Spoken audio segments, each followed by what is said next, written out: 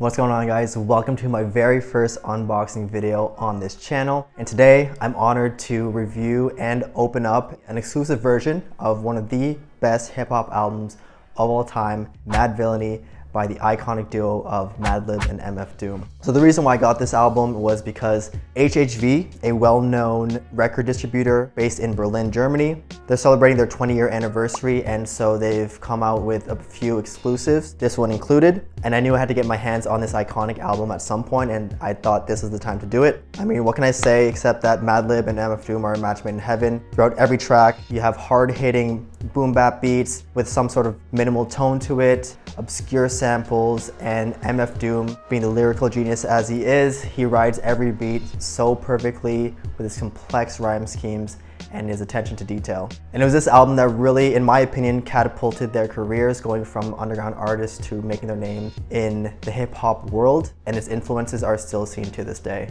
But before I get to the unboxing, I want to review the album a little bit, starting with the artwork. What I first noticed is that it's a very simple, straightforward cover with Doom with this iconic mask, inspired by one of the most notorious Marvel villains, Dr. Doom, in a grayscale color tone. And today I'm also featuring the album In the Court of the Crimson King by King Crimson. And the reason why I did that was because the art director of Stone Throws Records, the independent record label that distributed this record, when he was younger, it was this album that kind of sparked a little bit of fear growing up, and he kind of wanted to do the same with Doom, portraying some sort of villain character as well. And I think he did that perfectly. And upon reviewing the album cover, he thought it was reminiscent of Madonna's self-titled album, and it's nearly one-to-one. So he added this little orange square to it just to differentiate it a little bit. In terms of the production, Madlib produced nearly all the beats except for one, I believe. And what I learned about this album was that Madlib started producing this album in Brazil, where he had very, very minimal equipment and just a huge collection of vinyl records. And what you can notice in the album is that many tracks feature a little bit of static from the vinyl that he used to sample, which is super unique. And I'm really looking forward to spinning this one, because even when this album gets old, when I play it over and over again,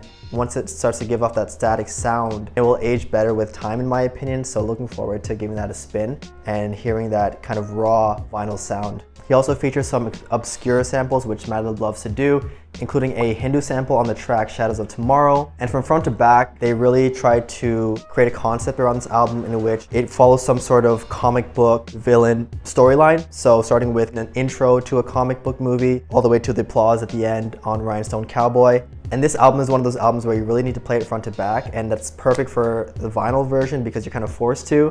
So looking forward to spinning that all the way through.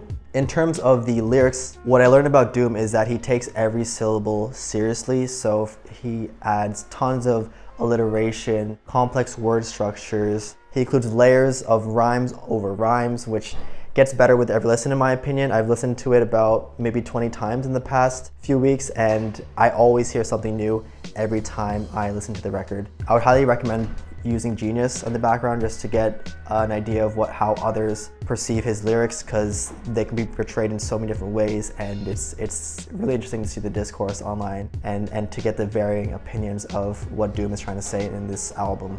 And so what I heard was that the first version of this album was leaked, and so there was a span of time in which Madlib and Doom kind of stepped away from the production of this album to pursue their own solo albums, and when they came back, they toned it down a little bit.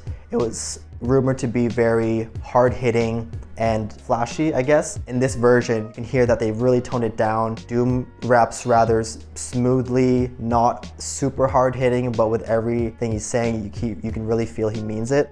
In terms of my favorite tracks, it's hard to pick a bunch, but what I love about this album is that the song lengths are about 2 minutes, which is digestible. You can pick and choose which songs you like the most, and you'll just hear the perfect complementary skills of Madlib and Doom throughout every track. For example, you have the track Accordion, in which Madlib samples an accordion, which I've never heard in a hip hop beat. And starting with that line about borrowing broken time, Doom just starts off with a bang and just carries that on throughout the whole album. Meat Grinder, I love the beat there. Jazzy sample, hard-hitting flows from Doom. I think one of my favorite instrumentals, which is maybe not a common favorite, is Curls. That one was featuring a song from the Brazilian artist Waldir Kalman, I think. I'm not sure how to pronounce that, but that's a super cool track to listen to, and that one I had it on repeat when I was first discovering the album. This track also features a lot of that static that I was talking about earlier. It felt like I was kind of going back in time into the golden days of vinyl, so this track really feels raw.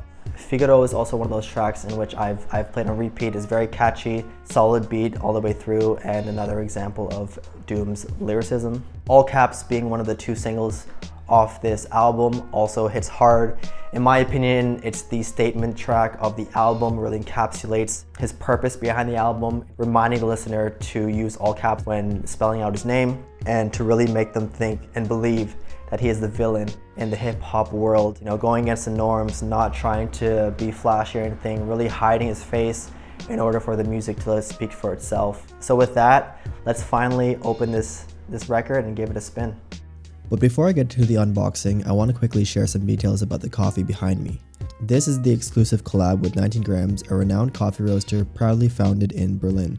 With notes of dried cranberries, milk chocolate, and orange zest, this roast is a rather safe option that would appeal to most coffee lovers, but leads rather into the acidic direction. This batch is unfortunately no longer available, but I can highly recommend popping into one of their branches during your next visit to Berlin. Now, on to the unboxing. So what's different about this album compared to the original is that it's actually a gatefold, so it actually opens up, unlike the original. And what's awesome about this album is that you have the lyrics, so you don't even need Genius. And also on the back, I believe this is the same as the back of the original. You got the track list and some credits on the back. I believe that's Madlib behind. All right, so I got disc 1. Ooh, look at that.